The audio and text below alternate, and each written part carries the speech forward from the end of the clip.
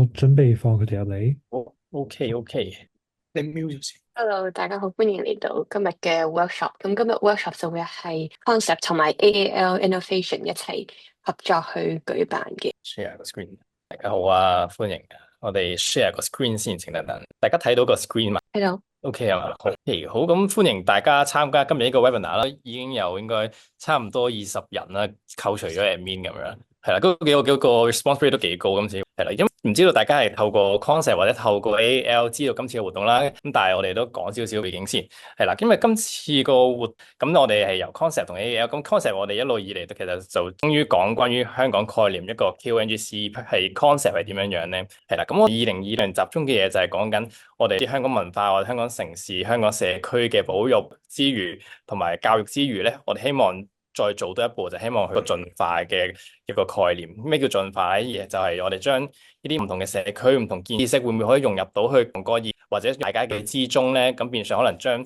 一啲比較或者老舊嘅 culture 嘅嘢，甚至商業化，又或者甚至係融入到生活角度去自然地用到嘅一啲素材咧。咁所以點解今日會做今日呢個活動，就係 collab 咗由 culture。即係例如一啲彩虹故事融合到去科技 AI 應用一啲日常嚟返工或者嚟做一啲 creation 時候會用到嘅實用技能，咁樣去做一個教導咧，咁樣係啦。咁都講多少少我哋 concept 平時會做嘅嘢，有一啲 online 你哋可能見開嘅 social media 嘅 engagement 之餘，其實我哋線下都會搞好多唔同嘅導賞團啦、local tour 啦，或者去夾一啲唔同類型嘅 workshop，咁包括今次呢一個咁樣係啦。咁都希望一年裡面我哋可以夾多啲除咗科技或者甚至話關於食物、關於唔同技能嘅一啲 workshop 俾到大家，係啦，咁今日就先暫時成個 flow 咧，一開始我哋會先講咗彩虹村嘅故事，彩虹村嘅 background，接落嚟就會由 A 嗰邊去講解翻整個 generative AI 我哋所用嘅一啲再變嘅時間俾你哋去用一用嘅。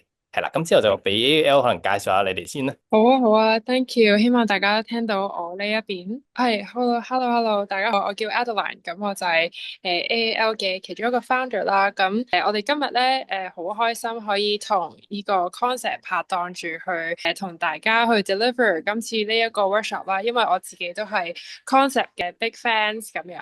咁我哋今日咧仲有 Natalie 同埋 Bosco 啦。咁其實佢哋兩個就係呢一個AI 嘅 leader 嚟嘅，咁你咧就會教曉我哋點樣可以 control AI 個 keyword 就係點樣可以咧將 AI 咧變咗做我哋嘅 super power 啦，咁就可以用 AI 去做好多唔同嘅 design，就算係本身未必有 design background 嘅都可以做到。咁我哋咧 AAL Creative Studio 其實而家主要咧就係教人哋可以用 AI 去 design 啦，亦都有教中學啦、大學啦，同埋一啲 actually practicing 嘅則師同埋 interior designer，我哋都有教。咁我哋都有幫呢個地產商啊，又或者喺中東，又或者喺巴黎嘅一啲建築嘅行業，我哋都而家有幫手，亦都做多啲可能 MTR 廣告嗰啲都有。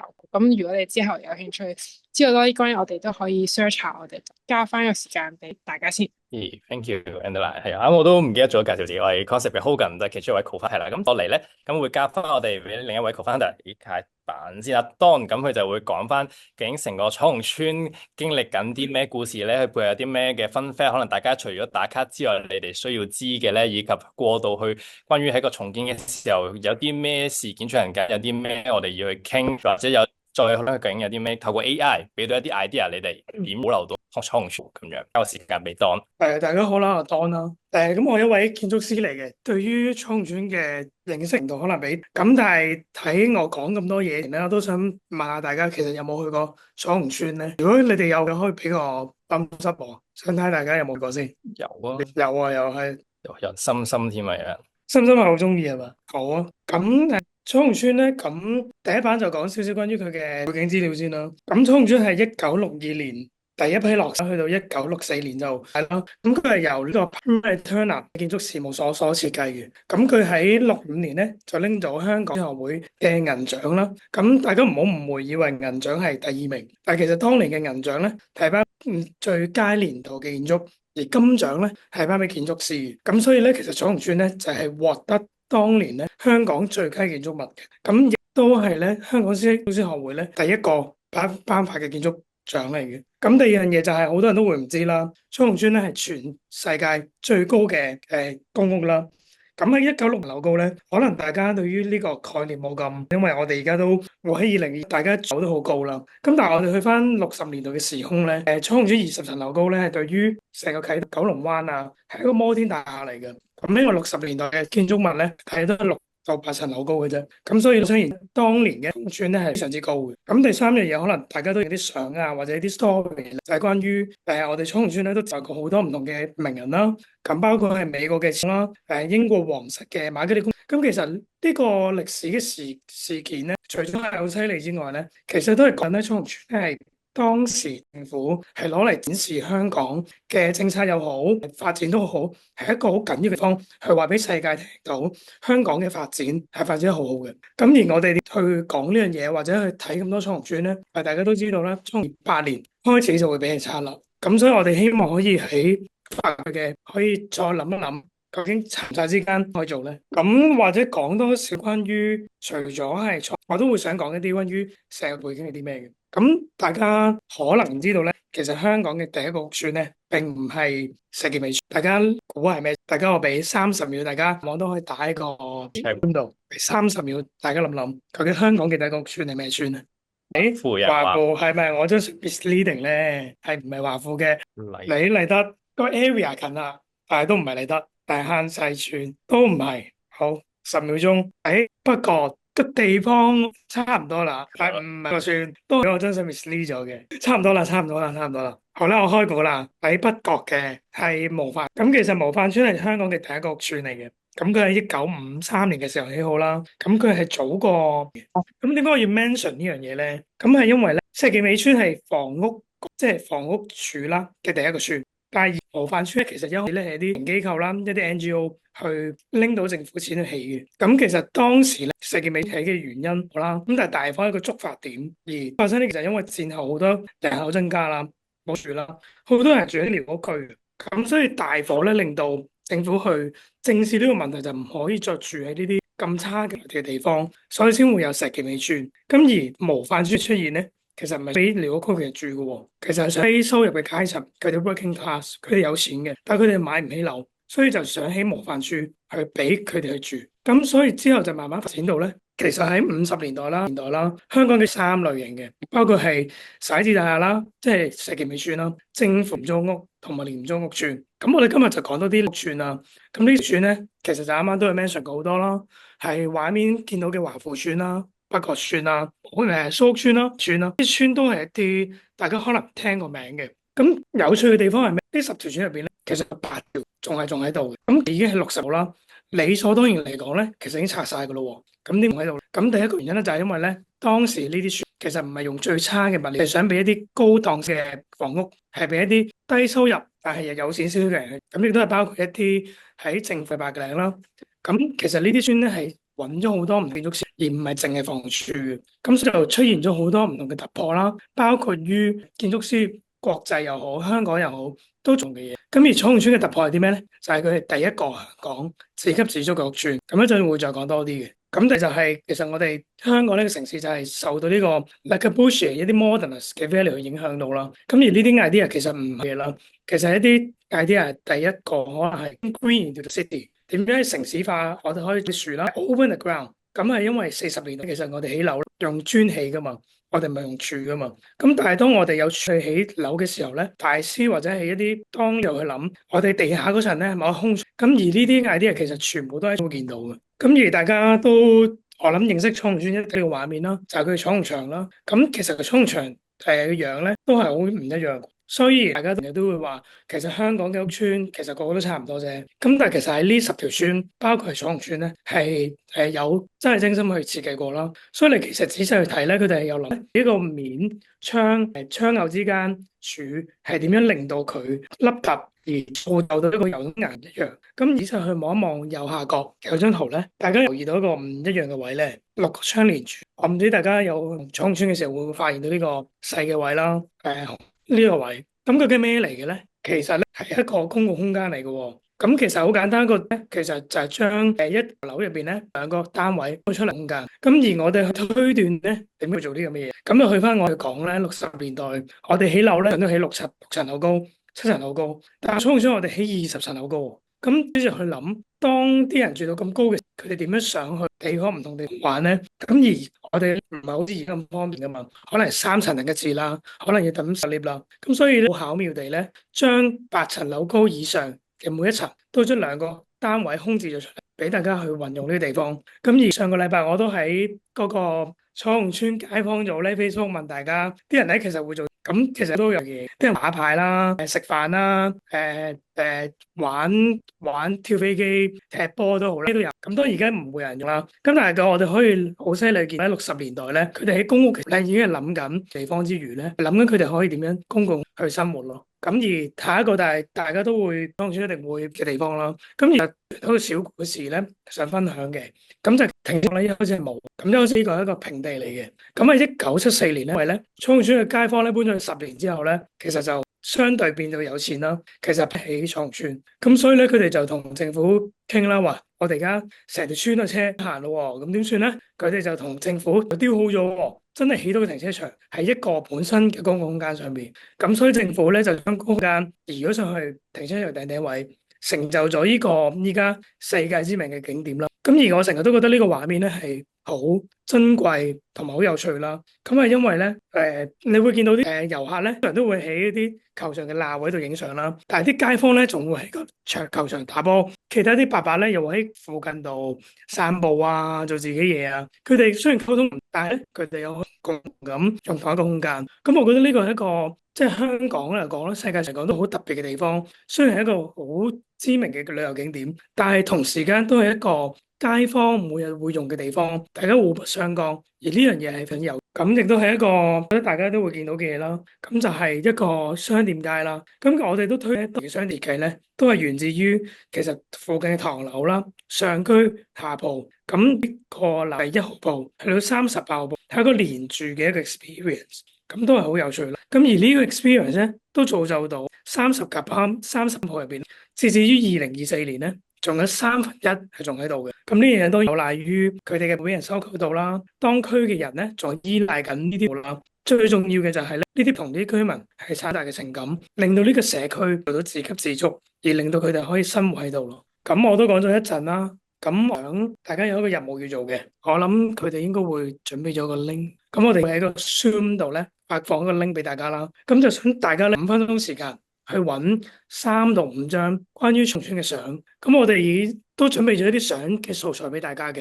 咁但係可能唔係大家心目中嘅彩虹村嘅樣。咁所以用 Google 嘅方式，或者經我哋有個 link 去揀入邊5張相。去對於你嚟講，彩虹村代表啲咩咧？好，我有條 link 嘅。好，係啦，咁大家入到去個 Canva 喺個 Chat 我哋係啦，咁你咁見到有一格綠色，咁嗰格就唔使理我官方嘅。咁見到第一個嘅灰色格嗰度寫住複製 and 使用，咁就你哋可以去之後 Ctrl+C、Ctrl+V 再拉去下面，自己排得公正啲就用翻自己個格啦。係啦，咁用5分鐘試下，可能喺 Google 或者喺我哋上面提供咗嘅一啲相關照片裏面揾到一啲你覺得係代表到彩虹村或者你自己特別中意嘅一啲照片，就擺喺你自己個格裏面。係啦，咁我哋5分鐘俾大家一齊去討論一下，去傾一傾偈嘅。係啦，咁如果你哋有興趣嘅，加張 memo 紙，咁就寫低你咩意見又得，咁或者你有興趣甚至舉手，我哋開咪去傾都可以。到第一張相咯，第一個一定係彩虹站先，係啊，點都要搭車去咗先嘅。球場以前個樓梯係好食嘅，而家冇。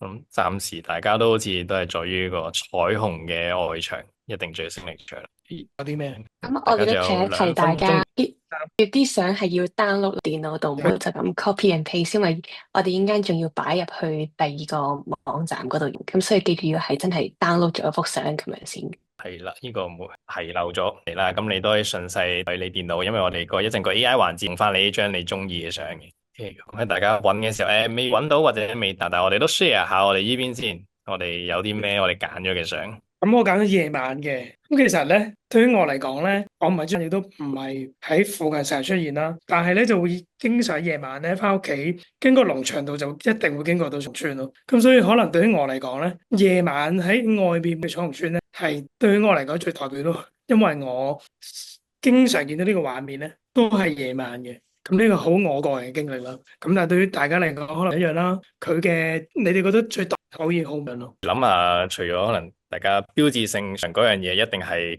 可能客觀地咁，但係如果對於你經歷咁平時另緊個咩嘅角度，經過咩地方嘅時候望到彩虹村咧，是一定係你喺成日街市嗰邊會買餸嘅時候見到咧，咁你見到嘅畫面係乜嘢咧？就係其實之後你就見唔翻㗎啦。或者係對於你哋最有印象啲，可能唔一定係建築物啦，可能係人啦、公共空間啦、號啦、路牌啊、呢個畫面啊，畫面可以係去形成出嚟，但係可能我哋想記錄嘅係嗰個畫面個 vibe，咁都係冇問題。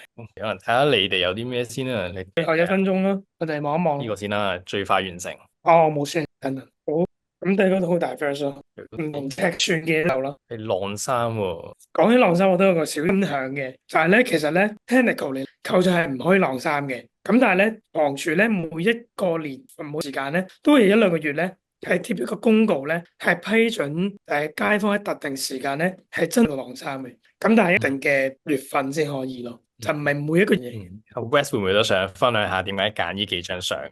大家可以講又得，打字都得嚇。大家嘅諗法係啲咩咧？有啦。如果講起呢個地方，佢一定即係我自己慣咗，一定係搭地鐵先嘅。咁一定第一眼就見到一張相啦。咁然後再諗起呢個印象嘅話，就一定會係嗰個牌樓，即係最 signature 呢個位置啦。然後真係有時候咧，就真係生活感好重啦。其實老實講咧，咁當然第二張相照片嘅成分都幾多嘅，我自己覺得。去到當你實地考察係冇咁誇張啦，顏色。咁取而代之換到嘅就係更加多生活感嘅 object 啊，或者事物份。又隔離有一啲休息緊嘅老人家啊，有一啲晾緊嘅衫啊。咁好似啱啱咁講啦，其實係通常都應該唔可以晾，不過通常都會晾咗，或者係自己拉條繩嚟晾衫咁樣。咁再繼續行落去嘅話，喺側邊嘅話就係其實就係會見到好多啲唔同嘅鋪頭啦。咁其實嗰啲鋪頭好多都我自己個人覺得好似停留咗喺70-80年代咁，都印象幾深。尤其是呢一間我都係有，係啊係啊，啱好耐啱就有時鋪頭嗰啲嘢在於你當個時代進步嘅時候，係咁進化，咁佢有時逼住個市需求要逼住要執笠，或者香港個啲租鋪個價錢非常又支撐唔到落去，咁呢個係個主要問題。咁但係變相有時有得咧，咁可能人哋係個租金低啲啦，即係可能當然唔係啲去 London 啊，可能係啲可能鄉郊一啲二線嘅城市，佢哋可能租金低啲，咁又或者人哋純粹係求個生活質素，咁就揾到落去啦。當香港呢個情景，我覺得咁樣應該就係可能例如農村或者啲村裏面。本身已經去咗好耐啦，或者可能佢由好耐以前落嘅一啲 contract 本身越高嘅時候，咁佢嘅新建節流，咁到而家可能成條村都冇埋啦，咁變相呢啲唯一有條件留低嘅嘢都會慢慢冇噶咯喎，咁到再10年後究竟有幾多係非國際本地元素少少嘅鋪頭，或者嗰份人情味喺邊度咧？咁個人與人嘅關係同記憶又係咩？咁如果開始全部淡嘅時候，又好似總會有啲好似可惜。我哋望下下一個先，呢位係咪 Manton？Manton 係啊係啊係我㗎。 Hello，開心有咁多人肯 share。肯講嘢。係啊，你出咗聲就要分享㗎。哦，冇問題冇問題。我揀呢啲，其實咧我去過彩虹村嘅，但係咧就未上過去籃球場嗰層啦，即係喺地面入嘅。咁我就覺得即係啲相入邊有人好緊要啦，即係同時有嗰啲有後面漆水嘅顏色係好重要啦，因為即係可能媒體上見到嘅就係，即係如果未去過大門見到就係彩虹色咁樣啦，即係對佢嘅印象就係停車就係籃球場同埋個樓做背景啦。咁但係我覺得更加重要嘅係真係喺嗰度生活嘅人咯，即係用緊嗰個空間喺嗰度生活緊嘅人，所以就揀咗3幅啲人享受緊地面嘅空間嘅相啦，但係同時又有一個好 signature 嘅 building 喺後面啦。咁最後嗰張相就係即係第4張相就係始終彩虹村都係打卡個位啦，咁所以點都有呢一張相咯。係咯，講到一個好緊要嘅 point 就係所以對於你嚟講，最多佢嘅物咯，而係人同聽到咩，或者個畫面入邊一定要有人喺度嘅，要喺度有人去用緊呢啲地方，咁先構成到彩虹村呢個地方咯。如果人嘅話，咁佢有個彩虹牆，可能嗰件好，我哋冇一個啦，我哋唔係真係好多，揀邊個好咧？誒，我見到呢個有啲特別喎，有嘢食，有嘢食喎，可唔可以分享下咧？誒，係我聽到唞氣聲。係緊要可以打字都得嘅，唔方便講嘢嘅話。依家餐廳都有試過。唔知喂，我都想問大個人入去食過啊？有冇食過嘅可以俾個 like 我都，應該唔會好多人可以成功地 book 到位喎。金碧金碧酒家喺作者係啦，喺度打緊字，我哋可以傾一傾。有冇人食過真係？除咗我之外，我都係人哋 free ride 咗個 friend 幫我 book 到位先去到食過一次。對上一次係咪食過勁正啲喎？其實呢啲位就係彩虹村啦。咁其實可能正常，如果唔係住九龍或者唔係住附近嘅人，會特別去嘅。咁但係呢啲一間有翻係好食嘅餐廳，或者有出名嘅餐廳嘅時候，咁其實我見喺過往呢一兩年係好多平時係留意啲屋邨或者特別留意 local culture 或者呢類嘅人，佢會去金碧嗰度，即係 book 翻間餐廳去食，之後會講翻呢啲嘢，有個叫做親身嘅 experience 喺個彩虹村裏面。咁呢啲變相係我一開始點解我哋講 concept 今年想做嘅嘢，就係在於我哋透過唔同咁今次其實係在於 food 食物方面，咁點樣接觸到大家你嘅興趣，了解到香港嘅香港人咧咁樣。誒有啦，咁其實溫莎哦明白，我真係你都定期每一年去開溫莎。而家冇啦，因為而家唔做午市啦。冇，佢而家係私房菜嚟嘅。多謝你冇。係攞 animal，咁都有個小呢一個門牌咧係歐建嘅一啲北矮真書嘅字體嚟，咁所以都係喺啲嗰個年代我哋換視個門面啦。咁其實好多鋪頭都仲好舊嘅字體，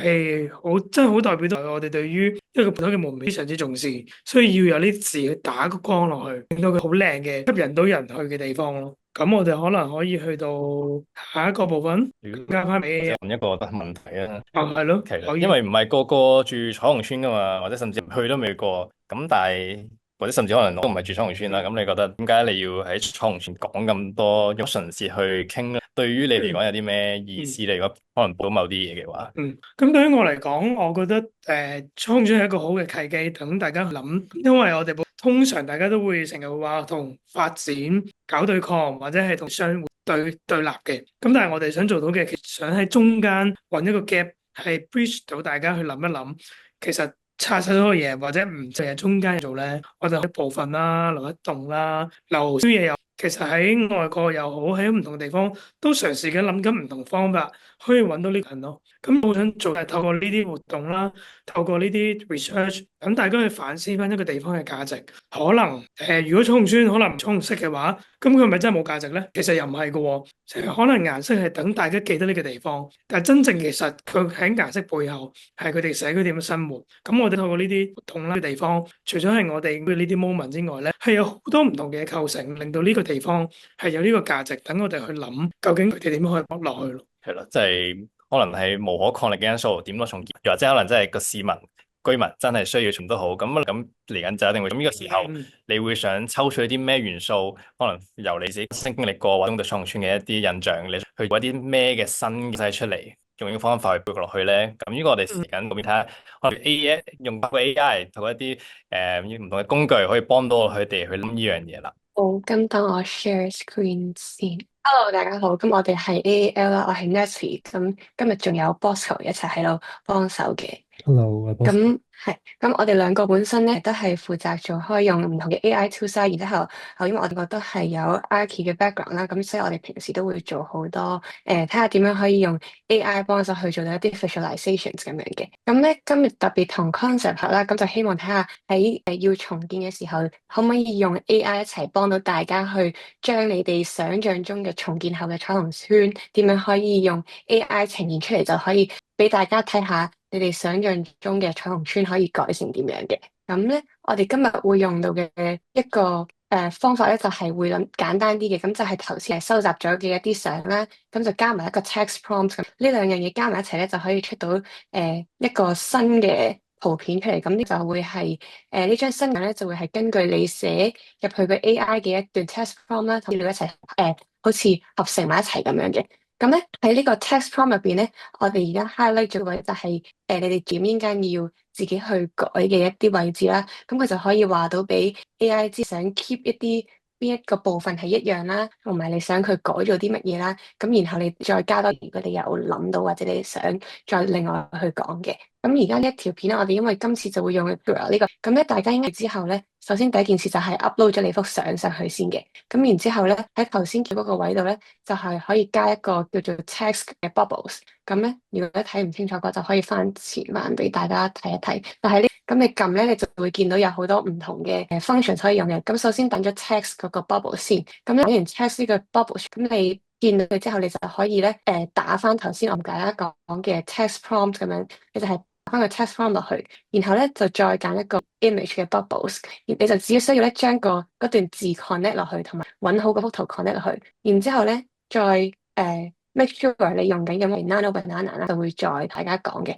咁之後只要再撳 generate 咁樣，咁好快可能俾大概10秒鐘度咁樣，咁佢就可以 generate 到一幅相俾大家啦。咁呢度我嘅衫就好快啦，咁我就係攞咗一幅類似 aerial view 咁，咁我就話我想要一啲 skywalkway 喺度 connect 晒咁樣，咁呢個就係個咁大家可以對比到我原本俾佢嗰張相同埋我改完嗰張相，咁相似度都好高啦，淨係改啲我話我想加嘅嘢咁樣，咁呢個就係一個好快嘅 example 俾大家睇到，你哋依間都可以做到嘅嘢嚟嘅。咁咧就呢度呢一咧就再同大家解釋翻頭先就係嗰個用 AI 嘅過程係點。咁就係第一就係你要 upload 一張你頭先已經揾到嘅相啦。咁就係咁你就咁好似平時 upload 嘢咁樣就咁 drag 落去個 Canva 度就 OK 嘅。咁之後咧，另外就係要加一個 text prompt 嘅一個模式喺度。咁咧你就係揀頭先 text 嗰個 function 啦，然之後咧你就打翻呢一段 text prompt 佢，基本上呢個就係俾 AI 嘅。instruction 咁樣就係你同佢講話你想改啲乜嘢，或者你想要 generate 一張咩嘅圖出嚟，咁之後咧就再將呢兩樣嘢駁埋落去呢一個 image generation 嘅一個function 嗰度就得噶啦。咁你就都有好多顏色分好噶啦。咁你text 咧就係橙色，咁你就駁翻落橙色個點度啦。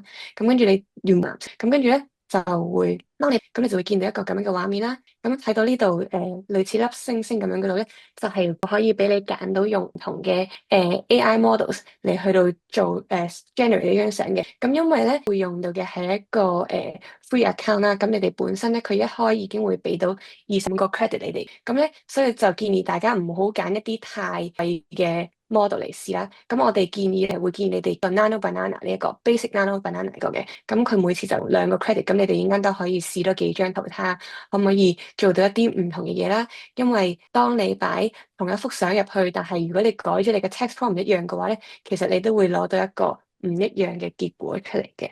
咁呢一個就係我哋頭先嘅 examples 啦，就係可以俾大家睇一個before and after 咁樣，就係佢點樣改咗一張相咁樣嘅。咁好啦，頭先講咗好多次要用一個 text prompt 嘅呢一個 elements 喺入邊啦。當你想生成一張相嘅時候，咁我哋而家咧，因為今次就唔係一個真係好 serious 嘅 AI workshop，咁所以我哋已經幫大家諗好咗一段 text prompt 喺入邊嘅啦。咁咧，只要大家到應間 copy 翻呢一，咁改翻白色 highlight 咗嘅呢啲位，你加你想改啲乜嘢落去嘅時候，跟住你就將成段字擺翻落去咧，就應該會可以俾到一個幾好嘅 result 你哋嘅啦。咁基本上就係個 text prompt 啦，同大家可以分享少少，就係講緊話，當你要重建彩虹村嘅時候，你想要 keep 啲乜嘢？咁呢一個就都 depends on 你擺入去嗰張相係關於邊一個 aspect 咧。咁頭先 concept 都有同我哋分享到有唔同嘅 elements 喺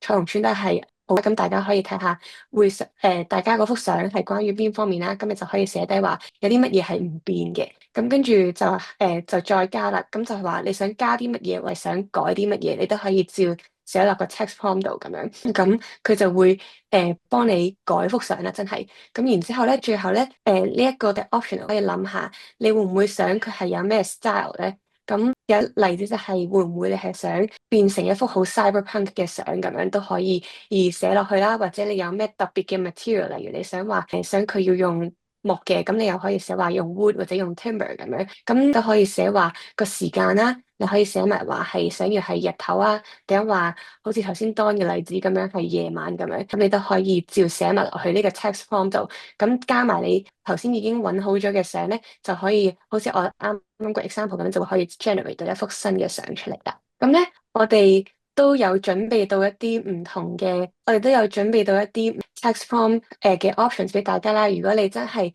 諗唔到想點樣改嘅時候咧，你都可以去參考下我哋俾你哋嘅一啲 example，係可以好似 mix and match 咁樣，你只要擺翻呢啲句子入去嗰個 master 嘅 text prompt 入邊嘅時候咧，就可以噶啦。好，我補充多條啦。點解我哋會有第二行 what to change？但係都想嘅時候，我哋點解要從？其實真係有實原因噶嘛。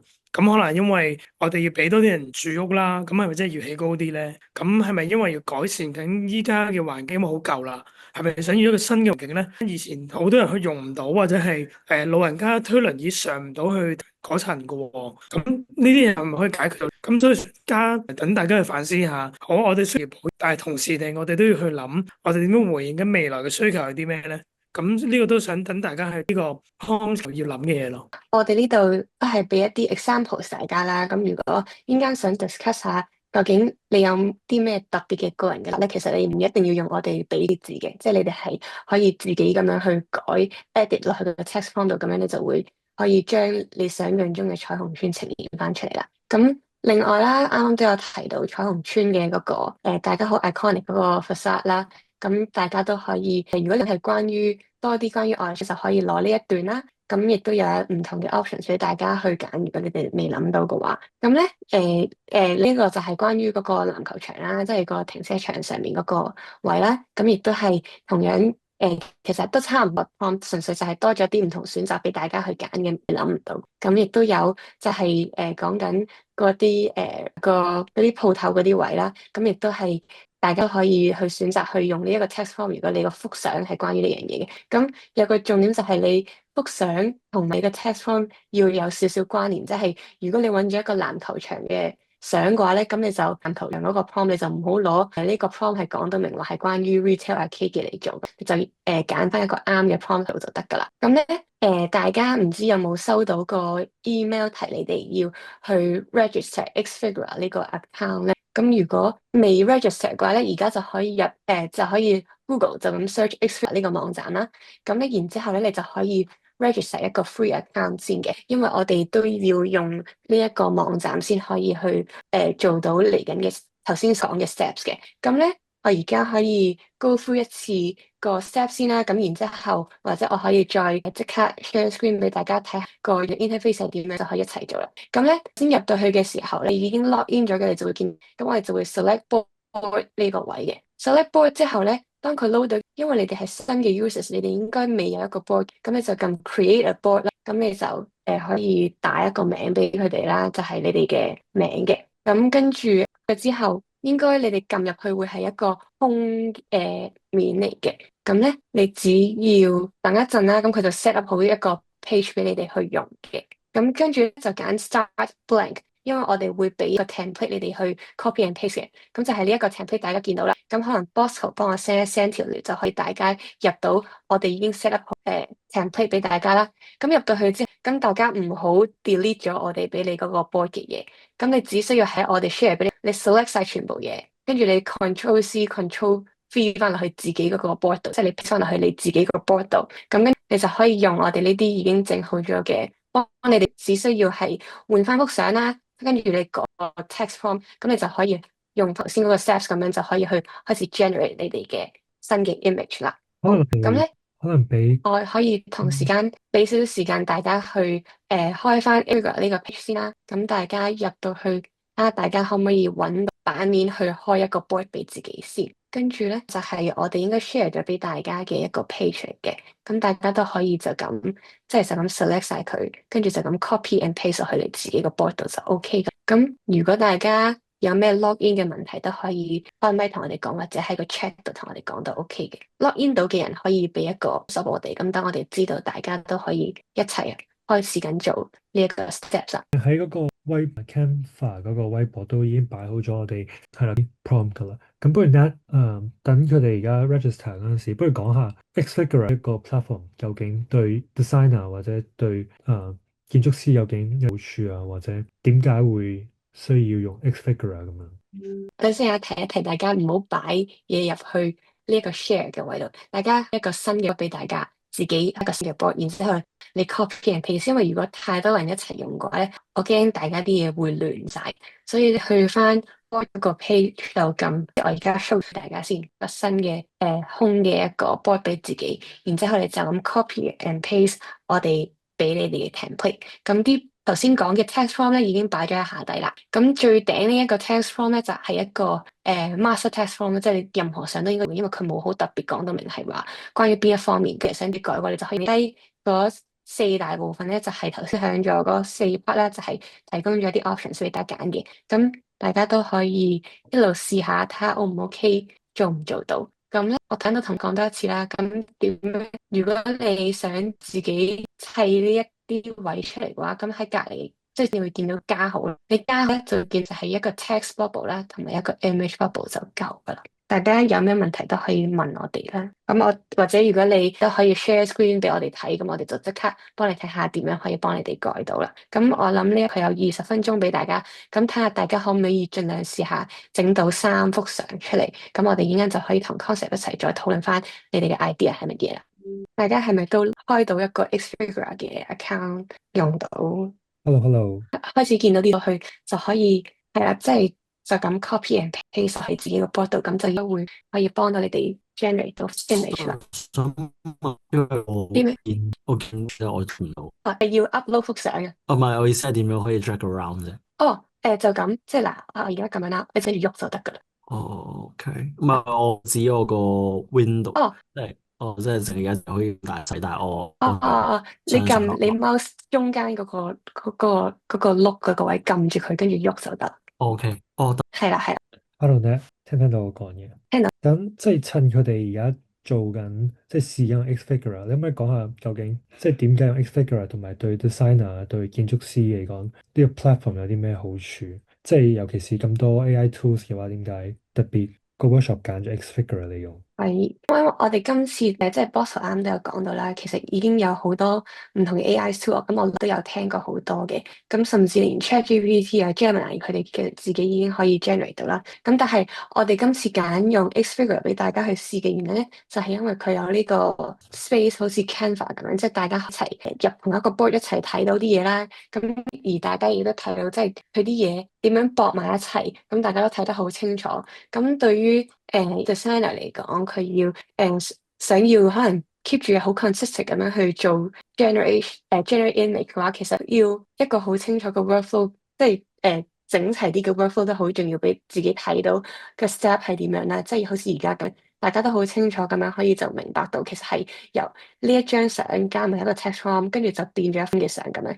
咁喺個platform 佢就係每一樣嘢咧都係 not based 咁樣，就係由一樣嘢駁埋落去第二樣嘢度咁樣，咧就好方便大家去睇得出自己之前用咗啲咩 steps 啦，或者如果你想改，你都可以好 specific 咁改某一樣嘢，然之後你再重新做過，咁相對嚟講，你可以控制嘅範圍就多啲，就會清楚啲嘅。然後咧，咁咧可以 download 翻張相，咁你只要click 翻，即係撳一下你嗰個 image 嗰度啦，咁你應該會見到有一個掣係可以 download 嘅，咁你可以 download 咗佢啦，咁就可以 paste 翻落去頭先嗰個 Canva board 嗰度啦。咁咧，如果大家 generate 嘅時候，亦都可以擺一個 screenshot 啦，咁我哋就可以啱再一齊睇下，你究竟係用一張乜嘢嘅相加一個咩 text form 去整到你最後嗰個相嘅，所以大家要擺翻落個 whiteboard，大家一齊整啲嘢出嚟。如果有人係完全地 lost 嘅話，記得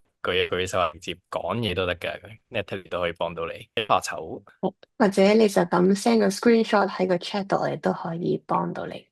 有冇人已經可以 generate 到第一幅 image 出嚟？有嘅話可以 thumbs up，或者 Natalie 你可以再講下 Xfigure 仲有啲咩 features 可以用到？即係例如，如果我想改嗰個 output image 嘅 aspect ratio 啊、resolution 啊，即係有冇唔同嘅 features 係可以令到設計嗰個過程流暢或者多嘅control 咧？咁有嘅，即係啱啱我哋而家呢一次咧，就叫大家淨係由一個 text form 啦，嘅 image 開始就開始 generate 到。但係其實咧喺個過程入邊咧，其實係可以加埋其他，例如呢啲 style reference 啦，或者頭先都有講到，因為大家個 credit 有限，所以我就叫大家淨係揀啦 banana 呢個 model 啦。但係其實大家如果想試下嘅嘢啦，或者係自己有興趣嘅話咧，可以試埋其他 model 嘅。咁每一個 model 其實佢哋試完之後咧，除咗做 image 之外咧，亦都可以 generate AI video 啦，或者係甚至係 generate 3D model 都可以。咁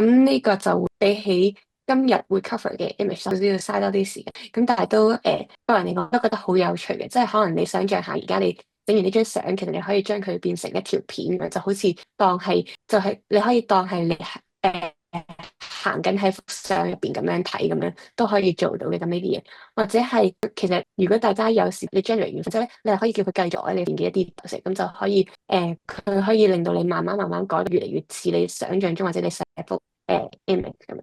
咁唔知大家開始 generate 到未咧？generate 到記住咧要 download 翻相啦，跟住可以擺翻落去，我哋邊間就可以睇到啦。或者有咩問題要而家問我哋，咁我哋就可以幫你睇下有咩你哋啦。開始見到有啲已經 generate 咗啦，係見到咧你 generate 嗰幅係幅正方形噶啦。咁其實咧，如果你想去 control 翻話你想 control 你個 generate 嗰幅相究竟係一個 aspect ratio，其實都可以 control 嘅。咁咧，因為見到其實有一個好似 setting 咁嘅掣嘅。當你撳咗個 setting 掣之後咧，咁呢度咧你就會見到啦。咁咧佢個 image ratio 佢最 default 應該係 auto 啦，但係其實你可以 adjust 佢嘅。咁即係例如話，如果你想將你幅可能你想將你幅相話要改從村去到變到全部都係好高嘅，即係想轉做 portrait mode，咁你就個效果就會更加好咁樣。咁你就都可以自己去選擇控制下，少少咁樣都會改咗幅相，究竟會有啲咩 out 咁樣嘅。應該都夠你整，應該夠你整10零張相都夠嘅。咁所以可以試多幾次，即係可以或者可以用唔同嘅相啊，或者你可以改唔同嘅 text prompt 佢睇下有咩效果會出到嚟。咁可能有時會整到一啲你冇想象過嘅，即係唔可能嘅嘢，但係用 AI 都可以幫你試到出嚟睇下係點樣嘅。咁不如我講下，即係 AI image generation 或者 video generation 其實都唔算一件好新嘅，因為新嘅 technology 每個禮拜每一日都會有啦，即係可能已經有 AI 可以幫你起個模型，可能有 AI 由一張相做咗模型，咁你就可以喺唔同嘅 3D software 嗰度用到啦。所以 image generation 咧其實都已經係一個比較成熟嘅 technology 啦。咁樣我覺得比較有趣嘅就係當呢一個 technology 係已經好成熟嗰陣時，大家設計嗰個方法就已經即係咗好多唔同嘅設計方法。有啲人就可能已經開始由 design 嘅第一步就其實係 generate 唔同嘅相之後就去慢慢 re 相，就好似我哋今日 workshop 做嘅嘢。咁我哋就係有一個好 initial 嘅 idea，generate 一啲 images 去再俾我哋去 react to 呢啲 images。所以有趣嘅就係當我哋點樣去利用呢一啲 technology 而試下唔同嘅思考方法啊，或者試下唔同嘅 design 嘅 methodology 咁樣，見到又有新嘅 image，我哋可以睇一睇。咁樣都好明顯知道，即係 generate 出嚟嘅 image 究竟你用 image reference 啦，咁有一個好重要嘅設計即係consistency 啦，across images。咁樣呢個可以講少少比較 technical 嘅嘢，就係因為我哋而家用緊嗰個 model，我估你 banana 啦，咁 banana 就係其中一個 AI tool 啦，咁佢對啲 consistency 即係 image 同埋 image 之間每一次 generation 咧，其實都可以保留到原本 image 嘅嘢，所以我哋今次 workshop 就 reimagine 彩虹村啦，所以就recommend 用呢一個 model，咁我哋可以保留彩虹村某一啲 element，同時間 partially 咁去reimagine 彩虹村第二個可能性咁樣，可以再講多啲唔同嘅，即係我哋等唔同 image 時，我哋就可以再講多啲唔同嘅 tools 嘅，咁樣即係例如有其他 tools 係 Midjourney 咁樣啦，呢一啲就我哋今次冇用到啦。咁 Midjourney 就係比較 imaginative 同埋係比較 stylized 嘅 tool 啦。咁就對 image consistency 咧就係冇咁犀利嘅，即係佢對 consistency，但係佢對 imagination 咧就係一個幾好嘅 tools。咁樣喺呢一個 context 之下咧，所以 that's why 我哋就揀咗Nano Banana。咁我開始見到有多啲整好咗嘅相啦。咁係啦，都見到即係都可以睇得出，其實都 keep 得個 style 都係好 realistic style 咁樣嘅。咁所以咧，都希望大家可以試多幾幅啦，咁樣睇下你試下，如果俾你去決定究竟想點樣去重新再 design 個彩虹村嘅時候，你會想改做一個咩樣嘅彩虹村出嚟？咁個成果會係乜嘢？但係大家如果喺 generate 嘅時間有咩問題啊，或者有啲咩唔明識嘅話，都可以問我哋，即係可以 share screen 嚟啦，或者可以就咁 send 個 screenshot 出嚟俾我哋都 OK。或者有邊個位想我再 demonstrate 一次嘅話，都可以同我哋講，咁我就可以即刻話到俾你知啦。咁或者咧，如果你掌握到點樣去 generate 嘅時候，你想再挑戰多啲，其實你可以試下唔跟我哋個 text form 都得嘅，即係你自己去寫一段新嘅都得。我哋啱啱提供俾你嗰個 text form 嗰度，可能淨係得3個位需要你哋去改嘢啦。但係其實如果你有啲咩想再寫得 detail 啲嘅話咧，其實你可以一路加落去都 OK 嘅，因為你寫得你 provide 得越多 information 俾佢圖咧，就會越 detail 啦，越似你想做到嘅效果。所以如果你有啲咩額外嘅嘢係想額外嘅 instruction 係想俾 AI 知道嘅話，其實你都可以加長嗰段 text prompts 咁樣，咁就可以睇到一個可能好啲嘅效果咁樣。咁可能我哋俾多5分鐘大家，咁之後我哋就進入最後同 concept 一齊 discuss 你哋個 output 嘅環節咁樣。咁所以大家可以喺呢試多啲點樣用，開始見到越嚟越多嘅圖片啦。咁我都可以做多少少分享，就係究竟 image generation 可以做啲咩咧？咁樣我哋今次就係其中一個好即係經常都用嘅 workflow 啦，就係將原本嘅圖我哋就係想改少少嘢，即係加少少嘢，改少少嘢。但係即係個 potential 係有好大嘅。咁你就例如可以將啲圖拍埋一齊啊，一張圖就抽 element 出嚟啊，一張圖轉角度啊，一張圖 reimagine 第二個 context 啊，所以即係有好多唔同嘅 possibilities，所以呢啲 possibilities 就可以好似Legos 咁樣，就唔同嘅 Legos 去砌埋一齊，連埋一齊做一個屬於你自己嘅 workflow。咁就即係可能有時你就會加埋 video 啊，加埋唔同 tools 啊，駁埋一齊啊，咁就可以好快又同時間好 realistically 咁樣去 convey 你嗰個 idea 或者 convey 你嗰個 story 咁樣。係啊，咁大家記住整完圖出嚟，記住要 download 翻啦，跟住擺翻喺頭先 share 過嘅嗰個 Canva 嗰個 whiteboard link 嗰度，就擺翻入去，咁大家就可以一齊睇到你 generate 嘅成咁樣，就可以一齊 discuss 下。有時間嘅話咧，仲可以可能 copy and paste 埋究竟你寫啲乜嘢嘅 text form 落去，所以先會整到呢幅圖咧。咁睇下究竟係咪真係做到你想象咗效果出嚟？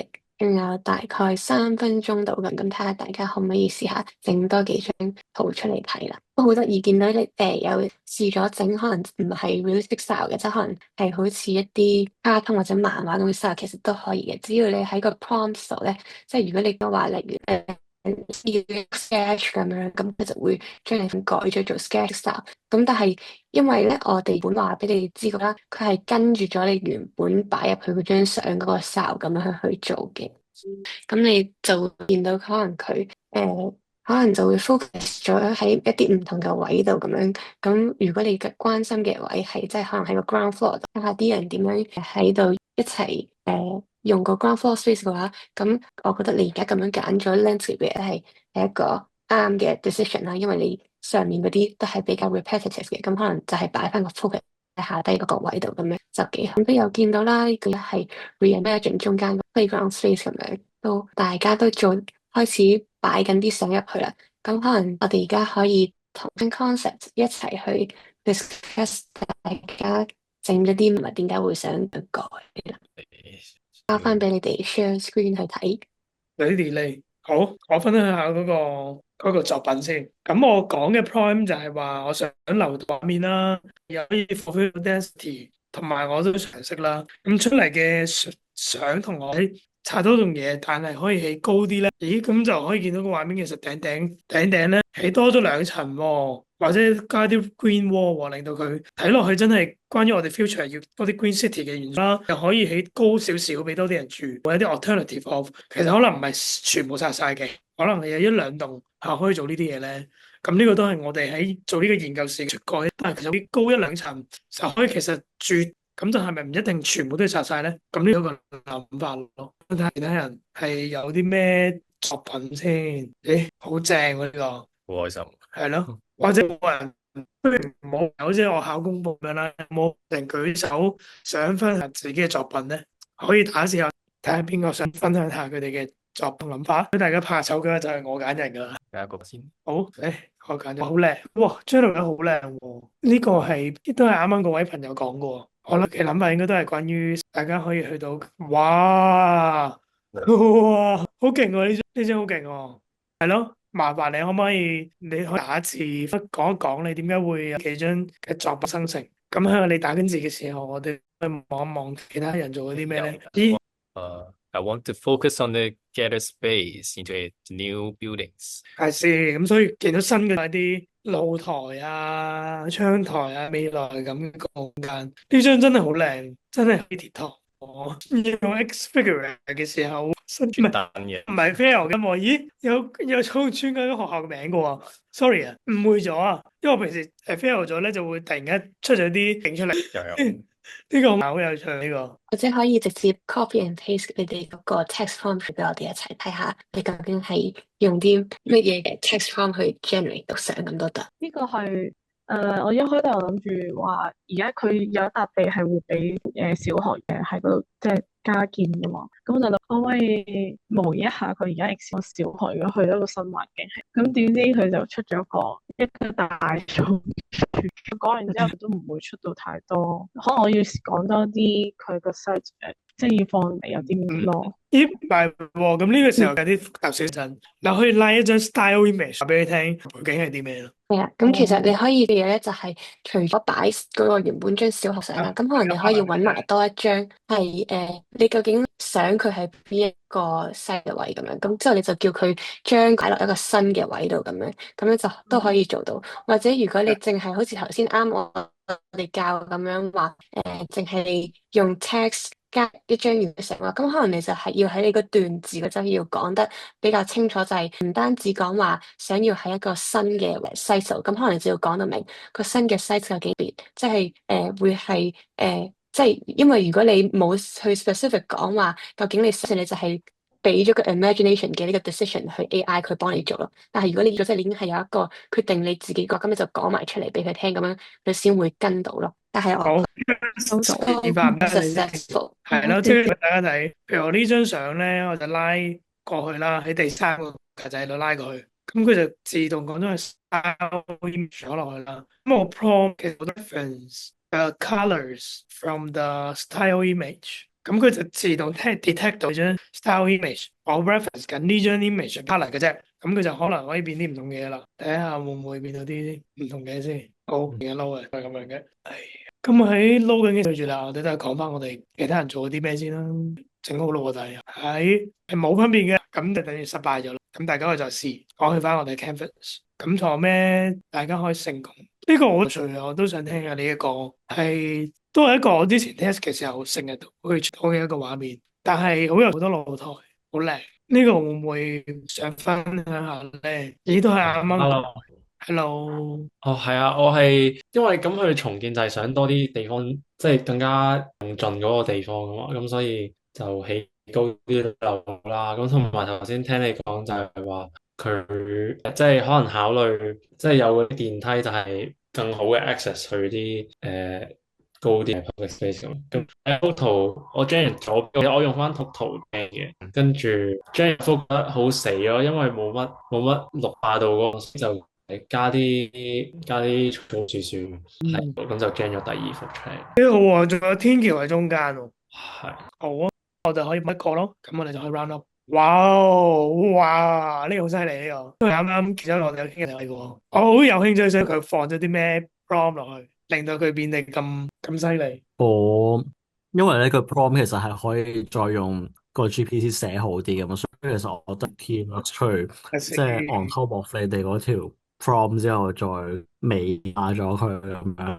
基本上我 key 就係我試咗一樣嘢嘅，咁就有第一次即係最右邊嗰張其實都係跟你哋嗰個 prompt 啊，咁但係我加咗啲嘢就係可能有個 prismatic 嘅 metallic facade 同埋一啲嗰啲 glass 咩唔記得咗 sorry， glass bay windows 咁樣嘅 design 咁樣，我都係叫 GPT 可唔可以試下整好啲之後就有張咁樣嘅圖。不過我整緊其他嘅時候就 crash 咗，因為個網，所以我都仲做緊其他 ideas。呢個我就加咗一個比較 futuristic 啲，同埋一個可能 dreamy like 啲嘅design 我叫，然後可能 reshape 過嗰個common area。咁當都有講可以用佢入邊有 ChatGPT 可以幫你再 define 多啲關於你個 prompt，亦都係一個當你唔係幾諗得好 detail 嘅時候，你可以叫佢幫手去幫你 refine 你個 prompt 啦。咁但係如果你基本上你已經諗得好 detail 嘅時候，咁基本上如果你即係每一 part 都已經寫得好 detail 嘅時候，就用你原本其實都應該會已經係足夠俾你去 generate 一幅好嘅 image 出嚟嘅。咁我哋今日都差唔多咯。我哋總結多少少關於保育嘅嘗試啦，咁都見到大家今日做咗好多唔同嘅嘗試啦。咁有啲可能係關於起多啲天橋啊、lift 啊，有啲就係關於食嘢嘅。咁更加多嘅就係關於一啲綠化空間、公共空間。咁我覺得好嘅嘗試去等我哋諗，其實我哋成日講保育長處，究竟想保育啲咩咧？係畫面啦、樓啊，定係空間都見到大家其實好呼應到一開始我哋嘅反思都係講其實彩虹村嘅價值或者最代表到彩虹村唔係淨係只得個幕牆，而係牆下邊啲空間構成呢個畫面，人點用，咁都見到大家完成到呢啲作品都係關於公共空間嘅改善之好啦。咁都係之後大家去諗保育嘅時候，都一定要諗嘅關於人咯。咁呢個都係我哋參加我哋活動可以談到多啲嘅。咁就係關於彩虹村，其實問題就係究竟我哋保育俾邊個咧？我哋係保育俾一啲住喺度嘅街坊，保育俾香港人做一個集體回憶，定係保育俾外國遊客上香港呢個地方咧？咁其實我哋亦都唔需要一個定論去講呢樣嘢，但係我哋可以反邊個先後次序應該要照顧多，邊個要照顧多啲後，咁跟住自然就會有一個方向，就係其實去彩虹村優先考慮嘅嘢係啲咩咯？咁呢個係等大家可以翻去諗諗嘅嘢啦，係咯。咁最後我哋一陣可能提多一個 QR code 嗰啲嘢，咁我哋就講咗我哋其實3月都會有一個彩虹村嘅大型一個展覽啦。咁我哋之後有啲嘢都會 send 翻俾大家嘅，但係3月7號到22號就會係喺彩虹村10分鐘一個展覽空間，再話俾大家知係邊度嘅。咁係可以行到彩虹村嘅。咁個展覽咧就會更加多今日未分享到嘅一啲故仔啦，係一個嘅故仔去講彩虹村係啲咩，街坊諗緊啲，我哋喺收集到嘅 moment 係啲咩，等大家用呢個展覽係一個 open 嚟去諗彩虹村嘅角度係啲咩，最後大家睇完個展之後，真係自己彩虹村再感受多次，去睇翻究竟彩虹村對於你嚟講都係啲咩咯。咁我哋都會有好多活動係啦，咁就住個 exhibition 啦。咁我哋其實有唔同嘅 tour 啊，或者再者咧就係我哋 AL 都會有一個 offering，就係如果大家公司或者有朋友嘅公司係想有一個文化與 AI 相關嘅 workshop 喺嚟緊3月嘅時候舉行嘅話咧，咁你都可以 contact 翻我哋，係啦。咁我哋都個嘅免費嘅名額，咁俾你哋去做到。咁當然我哋到時再傾翻日期時間等等啦。咁到時喺個文關嘅內容嗰邊咧，咁我哋就會再講得深入咁。from 翻個 exhibition 點樣同啲居民去做 engagement，究竟實質個重建嘅 plan 係點樣咧？咁最實質落地嘅新嘅方案又會係有啲乜嘢？會講多深入少少嘅，係啦。咁如果大家有興趣，如果你有興趣或者朋友嘅組織有興趣，都可以 contact 翻我哋嘅，係啦。咁再都多謝今日參加呢個活動啦。咁其實我哋最後咧一陣Natalie 宣佈翻，其實我哋有個 Xfigure 嘅 discount code 咁俾大家可以用翻嘅，咁交俾 Natalie 去講多少少呢個。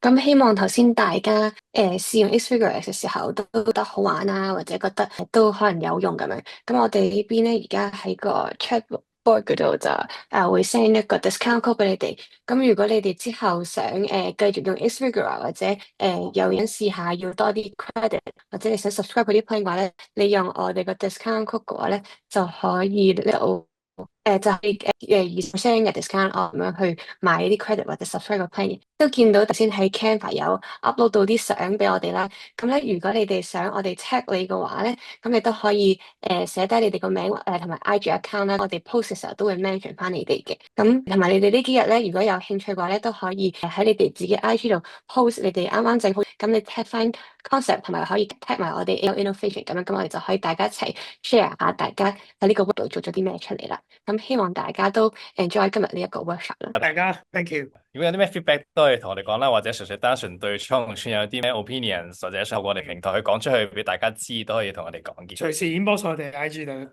我有個問題想問啊，係想問下可唔可以用即係今日個 workshop gen 個即係其他人嗰啲相，跟住可能 post 喺另一個 platform 咁樣嘅，即係可能 post LinkedIn 順手 post 咁樣，即係可能就係咪冇問題定？哦，可唔可以啊？冇所謂啊，可以啊。我覺得其實係即係如果已經就可以我哋 post，即係係咯。咁啦，咁因為大家都開得出嚟，大家見到噶啦。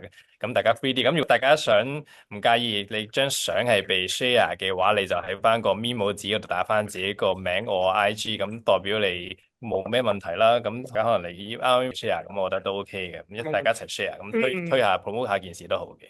最緊要創傳力，冇問題。好，就咁。好啦，thank you。拜拜。拜拜。